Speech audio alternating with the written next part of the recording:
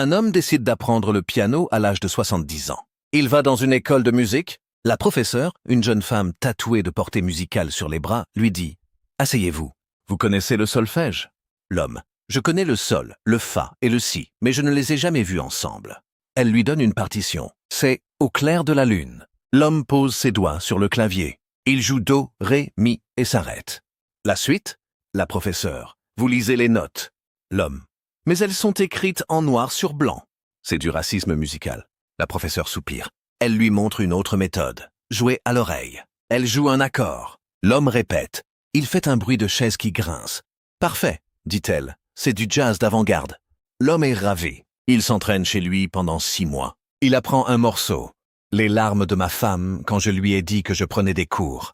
Il invente une composition personnelle. Le bruit du frigo la nuit, en version symphonique. Sa femme, excédée, l'envoie dans un garage. Il installe son piano à côté d'une vieille 2CV. Un jour, un producteur de musique passe par hasard. Il entend l'homme jouer Au clair de la lune, avec les coudes. Il signe un contrat. L'homme devient une star. Il remplit l'Olympia. À la fin du concert, il dit au public « Merci à ma professeure qui m'a appris que la musique, c'est comme la vie. On peut faire des fausses notes, tant qu'on assume. » Il rejoue « Les larmes de ma femme », version techno. Le public pleure de rire. Sa femme, dans les gradins, lève un écriteau. « Je veux le divorce et la moitié des droits d'auteur. » L'homme lui fait un doigt d'honneur en do majeur. Le lendemain, il achète une île. Il y met son piano. Et il joue pour les mouettes. Les mouettes, elles, préfèrent le hard rock. Mais c'est une autre histoire. Un chat noir traverse la route devant une voiture. Le conducteur freine, évite le chat, mais sa voiture fait un tonneau et s'arrête dans un champ. Il sort, indemne mais furieux. Le chat est assis sur le capot. « Tu as vu ce que tu as fait ?» crie l'homme. Le chat répond « Waf ». L'homme. « Tu dis waf ? Tu es un chat ou un chien ?» Le chat. « Je suis un chat qui a étudié la philosophie. » Le waf est une provocation pour interroger les genres. L'homme. « Je viens de retourner ma voiture. » Le chat. « Et moi j'ai perdu une de mes 9 vies à cause de toi. On est quitte. » L'homme veut attraper le chat, mais celui-ci grimpe à un arbre. L'homme appelle les pompiers. Les pompiers arrivent avec une grande échelle. Le chef, un type barbu, demande « Où est le chat ?» L'homme. « En haut de l'arbre. » Le chef. « On ne monte que pour les gens. Pour les chats, c'est 10 €. » L'homme paie. Les pompiers montent. Le chat n'est plus là.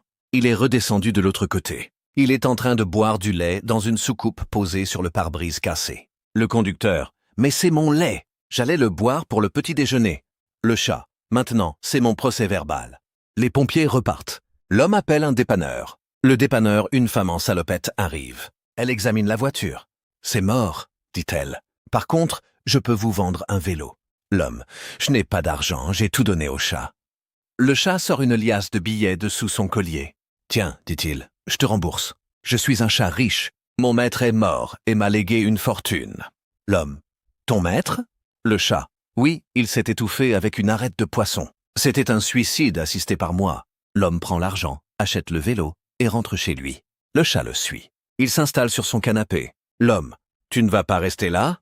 Le chat. « Je suis chez moi. J'ai acheté l'appartement avec la fortune. D'ailleurs, tu es mon locataire. Le loyer est de 500 € par mois en boîte de thon. » L'homme accepte. Aujourd'hui, ils vivent ensemble. Le chat écrit des romans policiers. L'homme fait les tâches ménagères. Parfois, le chat traverse encore la route. Mais l'homme ne freine plus.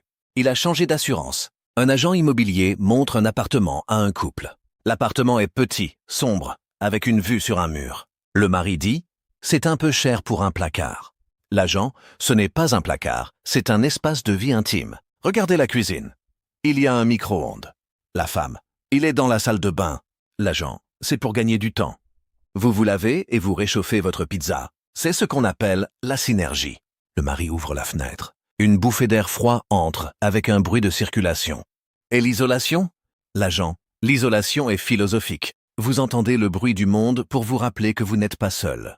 Le couple se regarde. Ils signent le bail. Le premier soir, ils essaient de dormir. Les voisins du dessus font du step à 3 heures du matin. Ceux du dessous écoutent du death metal. Ceux d'à côté ont une dispute qui dure depuis 2018. Le mari appelle l'agent. C'est invivable. L'agent. C'est normal. Vous avez pris l'option ambiance colocation étudiante. Pour 20 € de plus par mois, vous avez l'option silence relatif. Cela consiste en une paire de boules qui est. Le mari. Et l'option insonorisation totale ? L'agent. c'est 100 €. On vous met dans un caisson en béton. Mais attention, vous ne recevrez plus la 5G. Le couple choisit l'option silence relatif. Ils mettent les boules keys. Mais le lendemain, ils ratent leur réveil parce qu'ils n'ont pas entendu le téléphone. Ils arrivent en retard au travail. Ils sont licenciés tous les deux. Sans revenus, ils ne peuvent plus payer le loyer. L'agent immobilier les expulse. Il leur dit « Vous pouvez rester dans la cave, c'est 50 € par mois. La vue est excellente. Vous voyez les tuyaux. » Ils acceptent. 1 an plus tard, ils achètent la cave. Ils y installent un sauna. Leur vie s'améliore. Ils deviennent influenceurs slow life. Leur slogan « Le bonheur est dans le sous-sol ». L'agent immobilier, lui, est devenu moine. Il vend des cellules de monastère sur le bon coin. Parfois, il regarde le mur de l'appartement et il pleure. Puis il se rappelle qu'il a signé une clause de non-concurrence.